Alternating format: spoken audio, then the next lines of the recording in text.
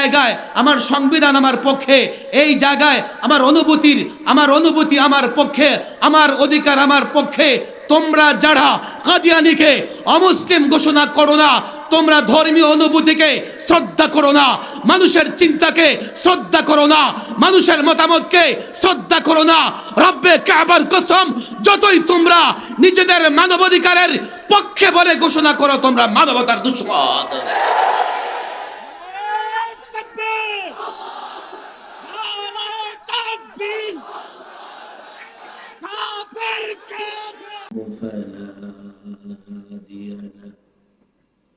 ونشهد أن لا إله إلا الله وحده لا شريك له ونشهد أن محمدا عبده ورسوله أما بعد فأعوذ بالله من الشيطان الرجيم بسم الله الرحمن الرحيم اهدنا الصراط المستقيم صدق الله مولانا العظيم وصدق رسوله النبي الكريم ونحن على ذلك من الشاهدين والشاكرين والحمد لله رب العالمين ختم নবুয়ত সম্মেলনের এই মহতী আয়োজন, মূলত এই আয়োজনের যিনি উদ্যোক্তা, বাংলাদেশের খ্যাতিমান একজন আলেমে দ্বীন, মুফাসসিরে কুরআন হযরত মাওলানা খুরশিদ আলম কাসেম সাহেব দামাত বারাকাতুহুল আলিয়া। মূলত ওনার উদ্যোগ মেহনতি আজকে এখানে আলোচক বয়েস আলেমদের বড় বাজার জমেছে। আমি যদ্দূর শুনেছি ফজরের পরে শুরু হয়ে গেছে আলোচনা। এর পরেও আমার পরে যারা ওয়েটিং এ আছেন তাতেও 1-1.5 জনের কম হবে না। যারা আসতেছেন পাইপ লাইনে, ঢাকা থেকে চট্টগ্রাম থেকে রওনা হয়েছেন, তাদের সংখ্যাও সমপরিমাণ। কিন্তু আমার মনে হয় এই এলাকার, বিশেষ করে এই এলাকার সাধারণ জনগণ এই আয়োজনে ততটা খুশি না, কিংবা আজকের এই আয়োজনের মর্যাদা বুঝতে পারতেছে না। বলবে হুজুর সকাল থেকে তো শুনতেছি, ক্লান্ত হয়ে গেছি। একদিনে ক্লান্ত হলে চলবে? যারা আসতেছেন, যারা এসছেন, যারা এসে বসে আছেন, আমি তো মনে করি তাদের আলোচনা শুনতে হলে ধারাবাহিক কমপক্ষে 3 দিন এই আয়োজন চলা উচিত। আমি অনুরোধ করবো, আর যাই হোক 3 দিনও হবে না, 2 দিনও হবে না, আজকেই তো শেষ। ডানে বায়ে সামনে রাস্তাঘাটে যারা দাঁড়িয়ে আছেন সবাই সামনে চলে আসেন। বাঁ দিকে রাস্তায় কেউ থাকবে না, রাস্তায় কেউ থাকতে পারবে না। আমি অনুরোধ করব, অন্তত যারা রাস্তায়, পুরো রাস্তা জুড়ে দাঁড়িয়ে আছে, কেউ থাকবে না, সামনে বিশাল খালি জায়গা আছে। লম্বা আলোচনা করবার মতো সময় আমার হাতে নেই। মাগরিবের হয়তো 15-20 মিনিট বাকি আছে। মাগরিবের পরে আরো অনেক বড় বড় আলোচকরা আছে, আলোচনা করবেন। আমি শুধু অনুরোধ করব, বিশেষ করে মাইকের আওয়াজ যত দূর যায় পাগলের মতো ছুটে আসেন, কেউ থাকবেন না। মাওলানার বরকতে আমরা আলেমদেরকে একসঙ্গে পেয়ে গেছি, এর শুকরিয়া আদায় করতে হবে। আর 1 নম্বর শুকরিয়া হচ্ছে দ্রুত চলে আসেন, যতক্ষণ মাহফিল চলে আমরা থাকবো তো ইনশাআল্লাহ। যারা আসেন এই কোথা থেকে থাকবে, তাড়াতাড়ি চলে আসেন, এখনো রাস্তাটা খালি হয় নাই। আমি এখনো দেখতেছি রাস্তায় লোকজন দাঁড়ায় আছে। সব পেছনে চলে যাবে মাগরিবের পরে। স্বেচ্ছাসেবকদের দায়িত্ব মাগরিবের পরে, মাগরিবের আগে কোনো দায়িত্ব নাই। পেছনে ডান দিকে যারা যারা আছেন, মনে হয় আপনাদের অবস্থা থেকে হুজুর মাহফিল শেষ করে যে দেন বাড়ি চলে যাই। বলবেন আমি নিজেও জানি, এই যে বসে আছি আমিও বুঝতেছি আজকে উত্তপ্ত আবহাওয়া, 37-38 ডিগ্রি সেলসিয়াস তাপমাত্রা। বাংলাদেশের সাধারণ তাপমাত্রার চাইতে অনেক বেশি। আমাদের দেশে 30-32-এর বেশি তাপমাত্রা থাকে না। 34 হলে আমাদের নাভিশ্বাস হয়ে ওঠে। আজকে গরম, আমি মনে করি এটাও একটা পরীক্ষা। শুধু মিষ্টি খেয়ে রসুলকে ভালোবাসে না কষ্টে পতিত হলেও আমরা রসুলকে ভালোবাসি, পরীক্ষা আজকে আমাদের দিতে হবে। আমার আগে উজানির হজরত বড় সুন্দর আলোচনা করতেছিলেন। দুটি ঘটনা আমাদের সামনে তিনি আলোচনা করেছেন। এই ঘটনা প্রাসঙ্গিক, দরকার আছে। কেন দরকার আছে জানেন? এই যে বাংলাদেশে আমরা খতমে নবুয়ত নিয়ে আন্দোলন করতেছি, আন্দোলন সফল হয় না কেন? আমাদের ভেতরে আসলে রসুলুল্লাহর প্রকৃত মহব্বত নাই। আমাদের ভেতর যদি রসুলুল্লাহর মহব্বত প্রকৃত পক্ষে থাকতো, আমি মনে করি কর্মসূচি দিতে হতো না। নিজ জায়গা থেকে 16 কোটি মানুষ চিৎকার করলে পার্লামেন্টে কাদিয়ানীদের অমুসলিম ঘোষণা হয়ে যেত। যাদের ভেতরে রসুলুল্লাহর মহব্বত নাই, তাদের ভেতরে দেশের মহব্বতও নাই। বলবেন এটা কেমন কথা? হ্যাঁ, ওরা বলে যে তারা দেশপ্রেমিক, এই সেই, দেশের জন্য এই করে ওই করে। আমি বলি না, তোমরা কিচ্ছু করো না। নিজের ধান্দা ছাড়া আর ক্ষমতার হাড্ডি মুখে দিয়ে রাখা ছাড়া তোমাদের আর কোনো কাজ নাই। খতমে নবুয়ত আন্দোলন কিংবা কাদিয়ানি বিরোধী আন্দোলন একটা রাজনৈতিক বিষয়। আপনাদের বুঝতে হবে, ভারত উপমহাদেশে আমরা যারা খতমে নবুয়ত আন্দোলন করছি, আমরা যারা কাদিয়ানি বিরোধী আন্দোলন করছি, এই আন্দোলন রাজনৈতিক সিদ্ধান্ত ছাড়া এই আন্দোলন কোনদিন শেষ হবে না, আন্দোলন পরিপূর্ণ হবে না। কেননা আমাদের দাবি হচ্ছে রাষ্ট্রীয়ভাবে কাদিয়ানীদের অমুসলিম ঘোষণা করা। আর রাষ্ট্রের কাজ সেটা রাজনৈতিক কাজ।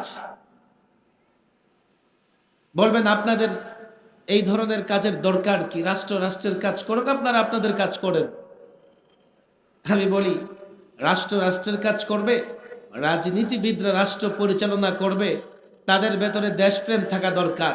যারা খতমে নবুয়তের মাসআলা বুঝে না, খতমে নবুয়তের পক্ষ অবলম্বন করে না, খতমে নবুয়তের আন্দোলনকে সমর্থন করে না, তাদের ভেতরে দেশপ্রেম নাই, থাকতে পারে না।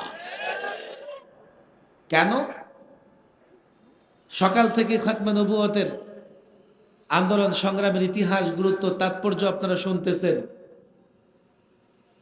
মির্জা গোলাম আহমদ কাদিয়ানী, তার উত্থান, তার প্রতিষ্ঠা এবং তার প্যাট্রোনাইজ, পৃষ্ঠপোষকতা করেছে রাজনৈতিক নেতৃবৃন্দ। তখন যারা ভারত শাসন করত, ইংরেজরা মির্জা গোলাম আহমদ কাদিয়ানীকে সহযোগিতা করেছে।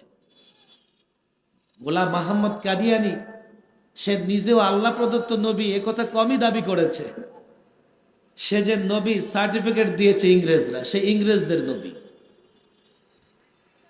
ইংরেজদের কাছ থেকে বারবার সহযোগিতা চেয়েছে। ইংরেজ কারা?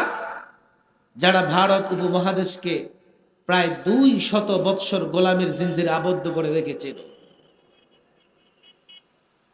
দীর্ঘ দীর্ঘ মুক্তিযুদ্ধের মাধ্যমে প্রায় 20,000 আলেম, লক্ষ মুসলমান, ভারতের জনগণ, জনতা, সাধারণ জনগণ রক্ত দিয়ে শেষ পর্যন্ত ইংরেজদের বিতাড়িত করে ভারত স্বাধীন করেছে। আর ইংরেজদের সহযোগিতায় যারা নবী দাবি করেছে বা ইংরেজদের যারা সহযোগিতা করেছে, বুঝবার চেষ্টা করেন অনেক মিডিয়া আছে, হয়তো বা সরকারি লোকজন এখানে আছে, যারা ইংরেজদের সহযোগিতা করেছে, তারাও দেশের দুশ্মন, ভারতের জনতার দুশ্মন, জনগণের দুশ্মন। সুতরাং আমরা যখন কাদিয়ানীদের বিরুদ্ধে কথা বলি, মির্জা গোলাম মাহমদ কাদিয়ানীর বিরুদ্ধে কথা বলি, শুধুমাত্র ইসলামী দৃষ্টিভঙ্গি থেকে কথা বলি এমন নয়। আমরা দেশের পক্ষে কথা বলি, দেশের বিরুদ্ধ শক্তির বিরুদ্ধে কথা বলি। এই দেশেরটা খেয়ে পড়ে যারা ইংরেজদের গোলামি করেছে, ইংরেজদের দাসত্ব করেছে, ইংরেজদের চামচামি করেছে, আমরা তাদের বিরুদ্ধে কথা বলি। যারা মির্জা গোলাম মাহমদ কাদিয়ানীর পক্ষে থাকবে ওরা দেশের বিপক্ষে, আর যারা মির্জা গোলাম মাহমদ কাদিয়ানীর বিরুদ্ধে থাকবে তারা দেশের পক্ষে। এটা ঐতিহাসিক বাস্তবতা, রাজনৈতিক বাস্তবতা। এখন আপনি দেখেন, আমার দেশের রাজনৈতিক দলগুলো যদি দেশকে মহব্বত করে থাকে, তাহলে দাবি কেন করতে হবে? তাদের নিজ উদ্যোগে প্রয়োজন ছিল কাদিয়ানী এবং তাদের অনুসারীদের বিদ্রোহী ঘোষণা করে, দেশদ্রোহী ঘোষণা করে, দেশের দুশ্মন ঘোষণা করে তাদেরকে ব্যান করে দেওয়া, অবৈধ করে দেওয়া, তাদেরকে শাস্তির মুখোমুখি দাঁড় করানো। অথচ আমরা যখন বলি কাদিয়ানীদের অমুসলিম ঘোষণা করেন, তো বলে কি জানেন? আমার কাছে কি ওহী আসে নাকি, আমি কেমনে ঘোষণা করব? তার কাছে বলে ওহী আসে না, আল্লাহ মাফ করুন। আরে তোমার কাছে ওহী আসে এই বিশ্বাস করলে তো আমার ইমানই থাকবে না। পরিষ্কার বলছি, আলেম ওলামাদের বলছি, মাওলানা দুটি ঘটনা বলে গেছেন। আমি মনে করি যতদিন নবী প্রেমের জায়গা তৈরি না হবে, যতদিন রসুল্লাহকে সঠিকভাবে মহাব্বত না করব, যতদিন আমাদের ভিতরে সত্যিকার অর্থে দেশপ্রেম জাগ্রত না হবে, আমরা কাদিয়ানীদের অমুসলিম দাবি আদায় করতে পারবো না। অনেকেই বলে, কেন এদেশে হিন্দু থাকবে না, বৌদ্ধ থাকবে না? থাকবে। আমরা বলি কেন থাকবে না? আমরা কি বলি হিন্দুদের হিন্দু ঘোষণা করো? আমরা কি বলি বৌদ্ধদের বৌদ্ধ ঘোষণা করো? আমরা কি বলি খ্রিস্টানদের খ্রিস্টান ঘোষণা করো? আমরা তো এই দাবি করি না। কাদিয়ানীদের অমুসলিম ঘোষণা করো। আমরা এ দাবি কেন করি? কাদিয়ানী ইসলামকে বিকৃত করতেছে। কাদিয়ানী ইসলামের পাশাপাশি আরেকটা ধর্ম বানিয়ে ইসলামের পরিভাষাগুলো নকল করে ইসলাম একটাকে নামাজ বলে, কাদিয়ানী তার বিকৃত ইবাদতকে নামাজ বলে। ইসলাম একটাকে হজ বলে, কাদিয়ানী তাদের বিকৃত চিন্তাকে হজ বলে। ইসলামের পাশাপাশি আরেকটা ধর্ম দাঁড় করিয়েছে কাদিয়ানী। বাংলাদেশে আপনি লবণের ব্যবসা করবেন, আপত্তি নাই, তবে একজন যে নামে লবণের ফ্যাক্টরি স্থাপন করেছে, লবণ বাজারজাত করেছে, আপনি সে নামে লবণ বাজারজাত করবেন না, করতে পারবেন না। আপনাকে ট্রেডমার্ক দেওয়া হবে, আপনার কোম্পানির নাম কেবলমাত্র আপনি ব্যবহার করতে পারবেন। যে দেশে 10 টাকা 20 টাকার লবণের ট্রেডমার্ক থাকে, যে দেশে ব্যবসায়িক পণ্যের ট্রেডমার্ক থাকে, আটার ট্রেডমার্ক থাকে, ময়দার ট্রেডমার্ক থাকে, প্রত্যেক পণ্যের ট্রেডমার্ক থাকে। একজন এক নামে একটা পণ্য বের করলে এই নামে আরেকজন আরেকটা পণ্য বের করতে পারে না। যেই দেশে এই অবস্থা, সে দেশে আমি যখন ইসলামকে মানি, ইসলামের পাশাপাশি নকল করে মেড ইন জিনজিরা তৈরি করে আরেকটা ইসলাম দাঁড় করাবে যেটা বিকৃত, এটা আমার ধর্মীয় স্বাধীনতায় আঘাত, এটা আমার ধর্মীয় অনুভূতিতে আঘাত, এটা আমার ধর্ম কর্ম পালনে প্রতিবন্ধকতা। আমি মনে করি এই জায়গায় আমার সংবিধান আমার পক্ষে, এই জায়গায় আমার অনুভূতি আমার পক্ষে, আমার অধিকার আমার পক্ষে। তোমরা যারা কাদিয়ানীকে অমুসলিম ঘোষণা করো না, তোমরা ধর্মীয় অনুভূতিকে শ্রদ্ধা করো না, মানুষের চিন্তাকে শ্রদ্ধা করো না, মানুষের মতামতকে শ্রদ্ধা করো না। রব্বে কাবার কসম, যতই তোমরা নিজেদের মানবাধিকারের পক্ষে বলে ঘোষণা করো, তোমরা মানবতার দুশ্মন।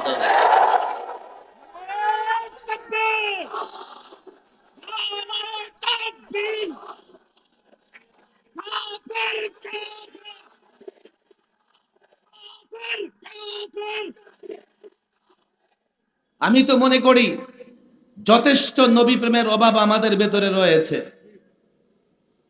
যার জন্য এটাকে আমরা এক ধরনের একটা কর্মসূচি বানিয়ে নিয়েছি। কাদিয়ানী তার জায়গায় থাকবে, আমরাও চিল্লাইতে থাকবো।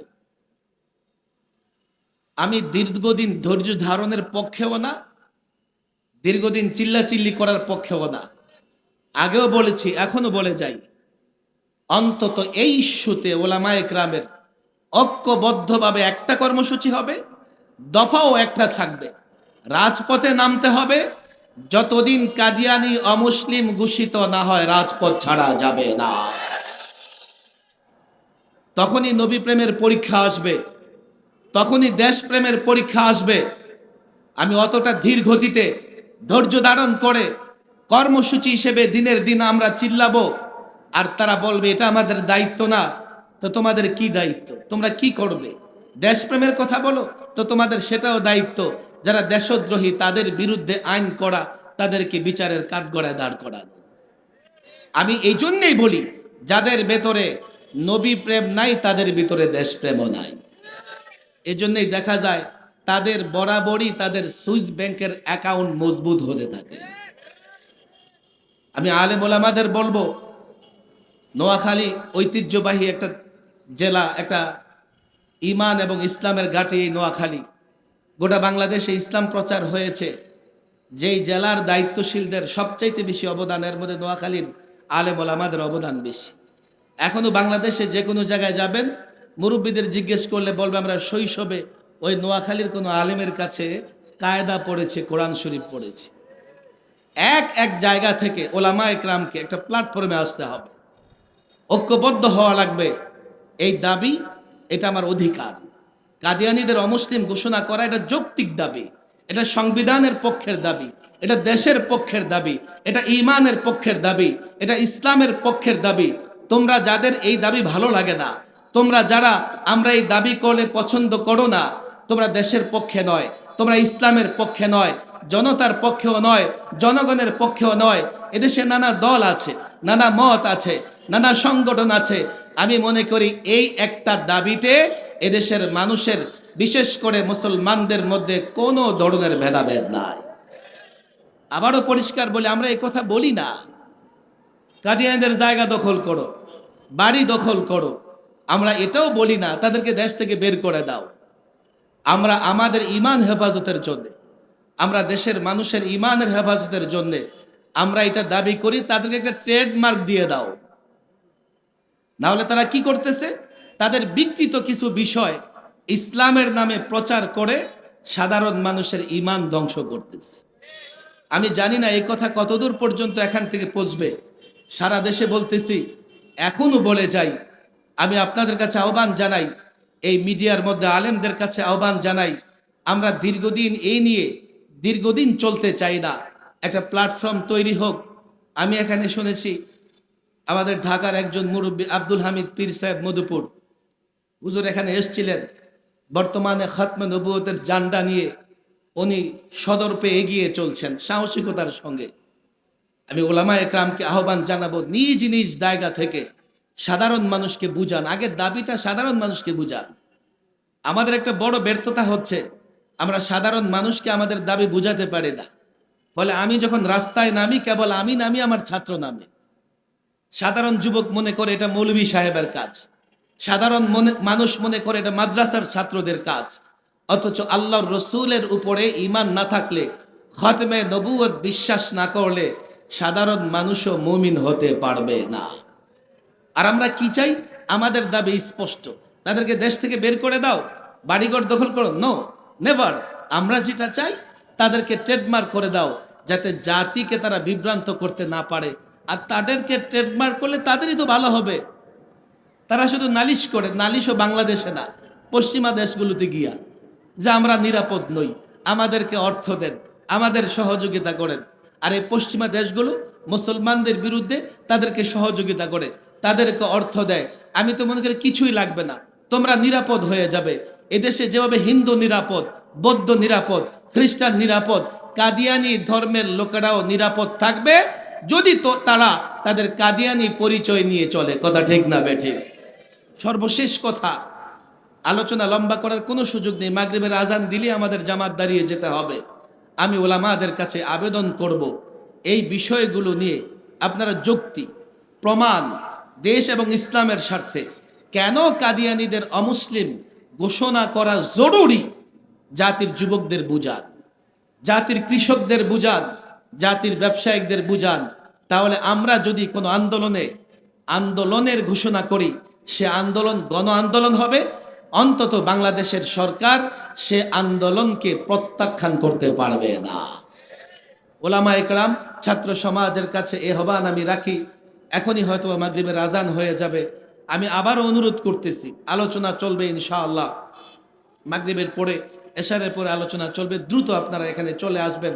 আল্লাহ তৌফিক দান করুন। ওমা তৌফিকি ইল্লা বিল্লাহ ওমা আলাইনা ইল্লাল বালাগ।